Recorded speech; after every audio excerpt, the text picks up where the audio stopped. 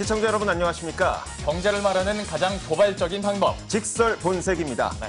자, 오늘 저희가 새로운 얼굴을 또 모시게 되죠. 네, 경제직설에서 네. 뉴페이스 분과 함께 얘기를 나눠보도록 할 텐데요. 네. 그 전에 저희가 잠깐 만나 뵀잖아요. 그리고 그렇죠. 저도 한 견제하는 의미에서 막 인터넷 서칭을 해봤죠. 그런데 컬럼도 참 많이 쓰시고 좀 우리가 내공에서 딸리지 않으려면 그렇죠. 오늘만큼은 뭉쳐야 선배와 됩니다. 제가 크로스. 좀, 뭉쳐야 네, 됩니다. 알겠습니다. 자, 오늘 경제에 대해서 정말 많은 깊이 있는 지식과 내공을 갖고 계신 분과 함께 경제 직설 시간을 이어가 볼 겁니다. 자, 그러면 오늘도 도발적으로 경제를 바라보도록 하죠. 지금부터 출발합니다. 직설 본색.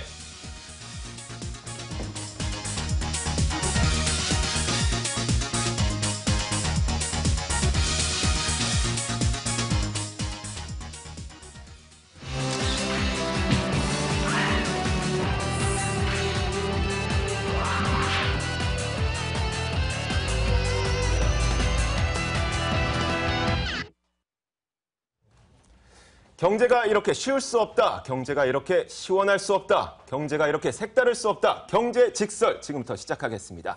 자, 오늘은 예고해드린 대로 새로운 얼굴이죠. 한용주 칼럼니스트님 그리고 김영롱 앵커 나와 있습니다. 어서 오세요. 어서 오십시오. 네, 반갑습니다. 오늘도 이거 하나요? 반갑습니다. 반갑습니다. 예. 반갑습니다. 오늘 잘 부탁드립니다. 저희 인사는 네. 항상 이렇게 하고요. 네, 이렇게 모니터데이 방송에 네. 직설 본색에 초대해 주셔서 감사합니다. 저희가 정말 영광입니다. 이렇게 직접 자리를 해주셔서 고맙습니다. 자, 그러면 일단 오늘 어떤 주제가 준비되어 있는지 궁금하실 텐데요. 지금 바로 주제 만나보시죠.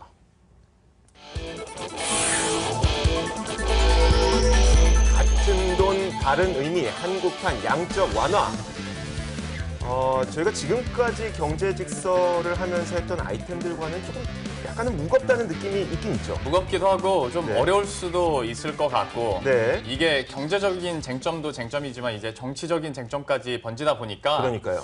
역시 막 방방 웃을 수만은 없겠지만 그래도 네. 한번 쉽게 풀어보도록 하죠. 네. 네. 자, 그러면은 제가 일단 이 한국판 양적 완화가 무엇인지 그 개념을 먼저 간략하게 좀 정리를 해드릴게요. 네. 자, 일단 한국판 양적 완화라고 하는 것은 우리가 흔히 해외에서 들어봤던 양적 완화와는 개념이 좀 다른 겁니다. 그래서 해외에서 양적 완화를 했던 것들은 중앙은행이 돈을 찍어내서 채권을 매입하거나 혹은 증권을 매입해서 말하자면 시중에 돈을 푸는 거죠. 네. 목적이 경기 부양을 위해서 돈을 찍어내는 건데 한국판 양적 완화는 기업들의 구조조정이 필요한데 거기에 돈이 들어가야 된다. 네. 그러면서 한국은행이 돈을 찍어서 그 기업에 돈을 투입해보자라고 하는 거예요. 네. 그런데 자, 여기서 좀 의아한 생각 들지 않습니까? 한국은행이 기업에 돈 뿌려주는 그런 곳입니까? 그러니까 그것 때문에 이제 우리가 계속 토론을 할 거잖아요. 네. 저 그런 생각 들었어요. 칼럼니스트님. 만약에 한국은행이 이렇게 기업에 돈을 뿌려주는 곳이라면 갑자기 삼성전자가 어려워졌어요. 삼성전자가 이제 한국은행에 가는 거죠. 가서 나 돈 좀 주세요. 살려줘. 살려주세요. 내가 죽을 순 없잖아. 이런 거 불가능한 거잖아요. 그럼 만약에 여기서 이게 허용이 된다면 어느 기업까지 또 허용을 해줘야 되는 거예요? 중소기업이 딱 망쳤어요. 나 돈 좀 줘. 안 되잖아요. 있을 수 없는 일이죠. 안 되죠. 그래서 양적 완화를 비정상적인 통합 팽창 정책이라고 합니다. 네. 아, 그렇게 부르고 있죠, 지금. 그래서 그나마 이주열 한국은행 총재가 최근에 그 몇 발자국 물러서서 내가 그래도 이 정도면 도와주겠다고 얘기를 했던 게 자본 확충 펀드를 얘기를 했었어요. 네. 네. 그 개념은 이런 거예요. 예를 들어서 개별 기업을 하나를 직접 도와주진 못하니까 예를 들어 이 김영롱 앵커가 부실 기업이에요. 네. 그리고 한용주 칼럼니스트님이 우량 기업이에요. 네. 같은 업종에 있어요. 그러면 이 김영롱 기업을 그냥 도와줄 수는 없으니까 이 모든 기업들의 채권을 사는 거죠. 말하자면 네. 대출을 해주는 거죠. 네. 대출을 해주고 이들이 펀드를 모아서 한용주 칼럼니스트 기업이 여기에다 지원을 해주는 이런 방안을 또 쓰겠다고 얘기를 했어요. 쉽게 말해서 그러니까 한 2쿠션, 3쿠션 가가지고 또 그 기업 도와주는 거예요. 그러다 보니까 이제 옛날에 네. 뭐 직접적으로 채권 사주는 게 이게 맞냐 막 네. 얘기하다 보니까 그러면 부실 채권 기금 채권들 이렇게 모아진 거 사가지고 또 뭐 공급을 해주자 네. 하다 보면 뭐 말은 좋습니다만은 저는 좀 단순해서 그런지 네. 이거 그냥 뭐 2쿠션, 3쿠션으로 이렇게 돌려 해가지고 똑같이 뭐 막아주는 거 아니에요? 자, 그러면 일단 그 저희가 이야기 시작하기에 앞서서 각각의 의견이 반대인지 찬성인지를 먼저 한번 여쭤볼게요. 네. 칼럼니스트님은 찬성인가요, 반대인가요? 저는 한국판 양적 완화를 네. 조건부로 찬성을 합니다. 조건부 찬성. 찬성이요. 네. 아, 애매한데요. 왜냐하면 네. 찬성. 양적 완화가 꼭 금기시되는 사항은 아니거든요. 네. 아까 말씀드린 대로 비정상적인 통화 방식인데 네. 만약에 위기 국면이 오면 네. 쓸 수도 있는 거지 않습니까? 아, 그렇죠. 네. 우리 지금 한국 경제가 네. 사실 당장은 위기 국면이 아니지만 네. 위기 국면의 초입 단계에 있다고 봅니다. 네. 그러니까 이 위기 국면이라는 전제 하에는 찬성할 수 있다. 네, 이 정도. 그렇습니다. 저희가 잠시 후에 더 자세한 이야기 들어볼게요. 김영롱 앵커는 어떻습니까? 아, 전 반대. 아, 전 단순하게 반대. 그냥 단순 반대? 전 반대. 요즘에 제가 네. 그리고 뭐 잘 아시다시피 요즘에 대학원을 다니고 있지 않습니까? 그렇죠. 저는 S대. 오늘 배운 대로만 얘기를 할게요. 우리 교수님한테 배운 대로. 그리고 요즘에 한국은행 이 고위급 관계자들이 와서 강의를 해줘요. 예. 그분들이 말한 대로만 제가 전달을 해드릴게요. 알겠습니다. 네. 저도 개인적으로 반대인데 저는 좀 강한 반대입니다. 그래서 제가 나중에 이야기하겠지만 저는 이래서는 안 됩니다가 제 입장이에요. 굉장히 그리고 도덕적인 네. 사람이거든요. 그래가지고요. 이쪽 부분에서 굉장히 열변을 읽다가 토할 거예요. 네, 알겠습니다. 제가 잠시 후에 흥분하더라도 놀라지 마시고요. 네. 자, 그러면 한번 이야기를 한번 들어볼게요. 김영롱 앵커가 반대를 하는 이유 뭡니까? 저는 사실 이런 전통적인 통화 정책이 있고 네. 비전통적인 통화 정책이 있는데 양적 완화 자체를 나쁘다고 생각하는 건 당연히 아니에요. 네. 미국 같은 경우에도 해서 어쨌거나 약간의 효과는 봤으니까. 네. 그런데 저는 약간 상식적으로 의아했던 것이 그리고 한국은행이나 정부 측에서 낸 아이디어라고 생각하기에는 약간 좀 못 믿었었던 것이 네. 비전통적인 통화 정책이라는 것은 기준금리가 0%까지 내려왔는데 더 이상 내릴 금리가 없었을 때 네. 비전통적인 방법을 꺼내가지고 이렇게 돈을 푸는 거잖아요. 그렇죠. 근데 아시다시피 지금 우리 같은 경우에는 1.5% 아직까지도 기준금리를 내릴 여지가 있는데 네. 왜 굳이 여기서 양적 완화를 꺼내느냐가 첫 번째로 제가 좀 답답한 거고요. 네. 두 번째는 이제 설명하면서 우리 얘기하시면서 우리 시청자 여러분들도 아시겠지만 말이 양적 완화인지 이건 양적 완화가 아니죠. 그렇죠. 그러니까 뭐 네. 돈을 풀어서 그야말로 뭐 물량을 이렇게 늘리겠다는 게 아니라 엄밀히 말하면 질적 완화 정도. 그러니까 어떤 특정 기업이나 아니면 국책은행을 살리겠다. 네. 그래서 안 좋은 질을 높여주겠다라는 것이기 때문에 과연 우리가 여기다가 한국판이라는 이름 하나 달고 이게 모두 네. 영사가 되느냐라는 거에 대한 좀 의아함이 있는 거예요. 혹시 칼럼니스트님 네. 그 금리와 관련해서 양적 완화 여기에 뭐 하실 말씀 없으세요? 네, 제 생각에는 금리 완화가 즉 금리 인하가 양적 완화보다 더 효과가 크다고 생각합니다. 네. 그래서 금리 인하하는 것보다 양적 완화를 선택하면 네. 금리 인하를 줄이면서 통화 정책을 줄일 수 있으면서 적재적소에 활용할 수 있는 부분이 있다고 생각합니다.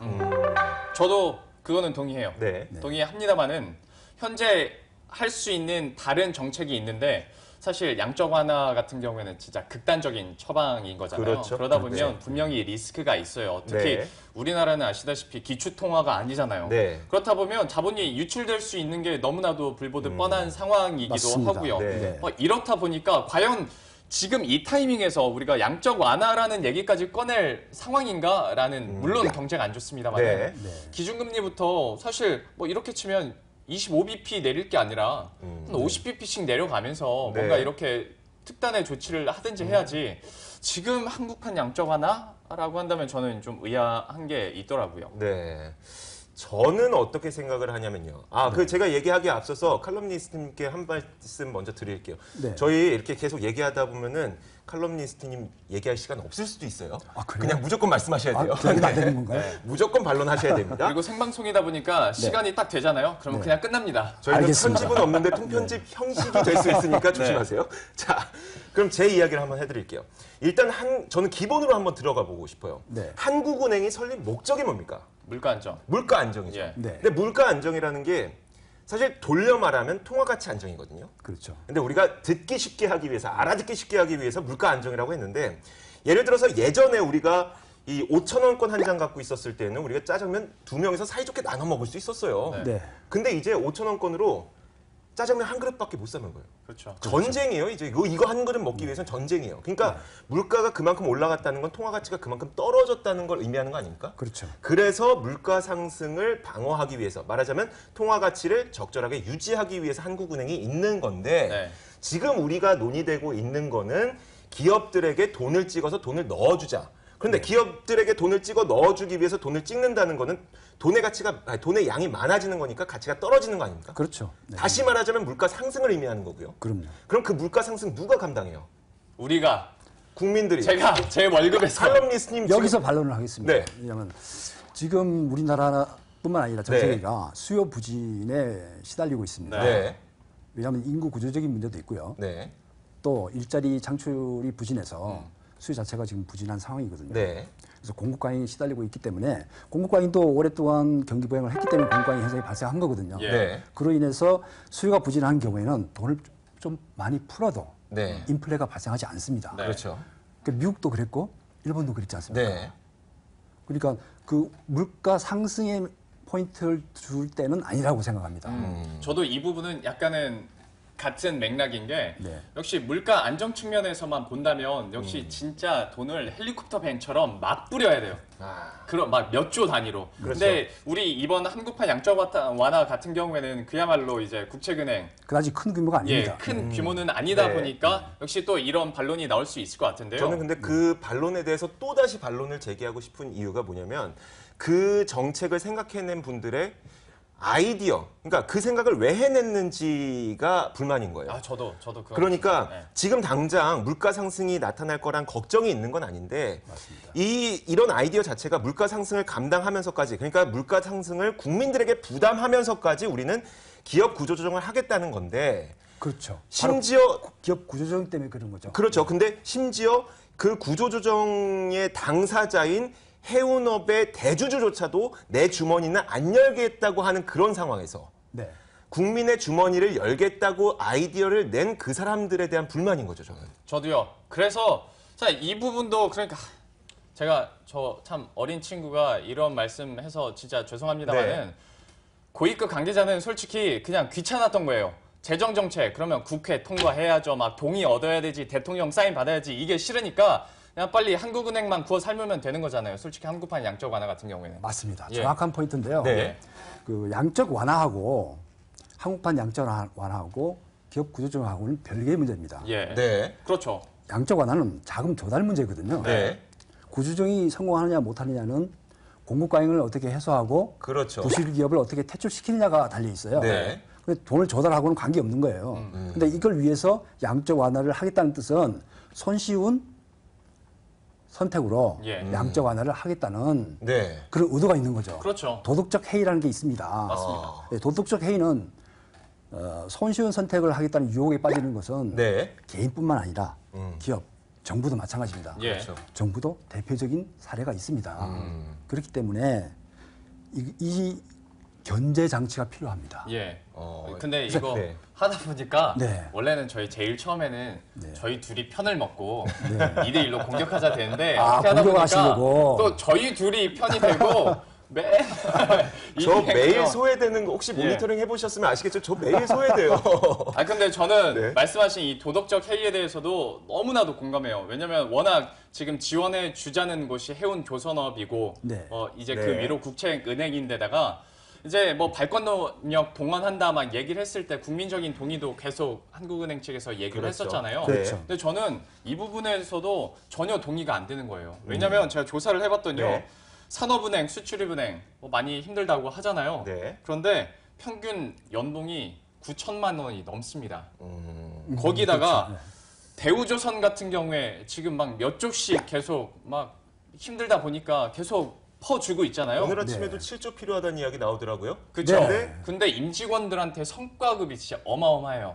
성과급, 야, 저 성과급이면 내 연봉 되겠는데라고 할 정도로 하는데 맞습니다. 국민들이 이거 가지고 어떻게 그러면 내 세금 가져가서 거기다 퍼주세요. 누가 이러겠냐 이거죠. 네. 어떠세요? 네. 지금 오늘 아침 뉴스를 보니까 네. 대우조선에서 제안한 게 뭐냐면 각 세 조선사가 네. 생산 물량을 같이 공동으로 줄이자고 제안을 했어요. 네. 이건 말도 안 되는 거예요. 구조조정이라는 것은 공급량만 축소하는 게 아니라 아까 네. 말씀드린 것처럼 부실 기업의 퇴출을 필요로 하는 겁니다. 그럼요. 그렇죠. 부실 기업이라는 것은 또 좀비 기업이라는 것은 이제 3년 동안 이제 계속 이자도 못 내는 기업을 네. 좀비 기업이라고 하는데 그렇게 좀비 기업이 될 정도라면 경영 시스템에 결함이 많다는 얘기입니다. 예. 그렇죠. 그런 기업을 그대로 둔 채 규모만 축소시키면 수년 후에 똑같은 문제가 또 발생합니다. 그럼요. 맞아요. 그래서 구조조정의 핵심은 양적 완화냐 아니냐 이게 있는 것이 아니라 결과적으로 공급과잉을 해소하기 위한 생산량 물량을 줄여야 되고 네. 또 제일 경쟁력이 약한 업체가 파산을 통해서 퇴출이 되어야만 합니다. 근데 우리가 이 파산을 통해 퇴출되는 것에 대한 너무나도 큰 두려움이 있는 것 같아요. 이거죠. 그것도 그렇고 언제 물론, 우리 네. 셋이 구조조정 얘기 한번 더 해야겠네. 나중에 한번 다시 나와주세요. 양적 알겠습니다. 완화로 네. 시작을 했는데 결국 좀 쟁점이 그쪽으로 사실 많이 가다 구조조정이 보니까 가장 큰 핵심이긴 네, 하죠. 맞아요. 근데 우리가 이 구조조정에 대해서 너무나도 큰 두려움이 있고 근로자들이 이제 길거리에 남게 되면 어쩌냐 이런 걱정들이 있는데 사실 그런 것을 정면 돌파하지 않으면 그렇죠. 문제를 왜곡시키고 또는 가래를 받을 걸 호미를 맞게 됩니다. 네. 죄송합니다. 호미를 맞을 걸 가래로 맞게 됩니다. 네, 그렇죠. 예, 그렇죠. 저도 문득 들었던 생각이 글로벌 금융위기 당시에 은행들이 무너지면 특히 미국의 은행들이 무너지면 정말 많은 금융 소비자들까지도 그 타격을 다 가져갈 거라고 생각했지만 결국 이 IB 가운데 2, 3, 4위가 다 무너졌어요. 네. 물론 그 타격은 있었겠죠. 네. 하지만 그런 과정을 통해서 더 건전화되는 그런 구조조정이 되는 거 아닙니까? 그렇습니다. 그러니까 선배, 네. 우리는 지금 오늘 양적 완화잖아요. 네. 그러니까 양적 완화 뭐 어떻게 생각하신다고요? 우리 그 얘기는 계속 반대죠. 해야죠. 우리 구조조정, 우리 너무 구조조정에 심취해 있어요. 알겠습니다. 저는 일단 양적 완화 반대는 계속 가져가고요. 그러면 마지막으로 좀 한영주 칼럼니스트님의 의견을 좀 정리해서 한번 들어보고 싶어요. 조건부 찬성이라고 말씀하셨는데. 네, 한국판 양적 완화라는 것은 자금을 좀 공급하는 역할을 합니다. 네. 그래서 산업은행이 채권을 매입하지 않습니까? 네. 그러면 결국 시중에 자금을 푸는 꼴이 되는 거거든요. 네. 반대로.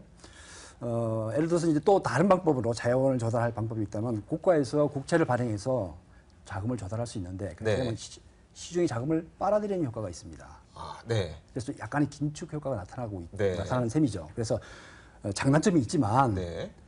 미국이나 일본의 사례를 보게 되면 국가의 부채하고 중앙은행의 부채하고 같이 밸런스를 맞춰서 가거든요. 네. 그래서 우리나라도 그런 밸런스를 할 필요가 있다. 또 국가 부채가 좀 줄어져 보이면 네. 국가 신용 등급에도 유용할 수 있고 그렇죠. 미래 그 통일 준비할 때 재원 조달, 통일 비용 재원 조달에도 유리할 수 있다. 이렇게 네. 볼 수 있기 때문에 양적 완화가 꼭 금기시될 필요는 없다. 이렇게 네. 생각합니다. 예. 그러면 결론을 좀 내려주세요. 한마디로 오늘 그 한영주 칼럼니스트님께서 말씀하고 싶으셨던 것을 딱 한마디로 좀 정리를 해주시죠. 네, 그런데 반면에 네. 양적 완화가 너무 남용을 하게 되면 네. 독이 됩니다. 그렇죠. 네, 일본처럼 양적 완화를 만회하게 되면 공과잉이 더 심해지고 그렇죠. 구조조정을 방해하게 됩니다. 실질적으로는. 맞아요. 시장의 원리라는 게 돈이 많이 풀리고 돈이 풍부해지면 좀비 기업이 더 연명할 수 있는 기회가 되는 거거든요. 네. 그래서 그 부정적인 효과를 차단하기 위해서는 네. 반드시 견제 장치가 필요하다. 그 양적 완화는 금기시할 필요는 없지만 네. 국회의 승인을 받아야 된다. 네. 예, 저는 그렇게 생각합니다. 알겠습니다. 알겠습니다. 김영롱 앵커는요? 제 결론즉설은 눈 가리고 아웅입니다. 그러니까 네.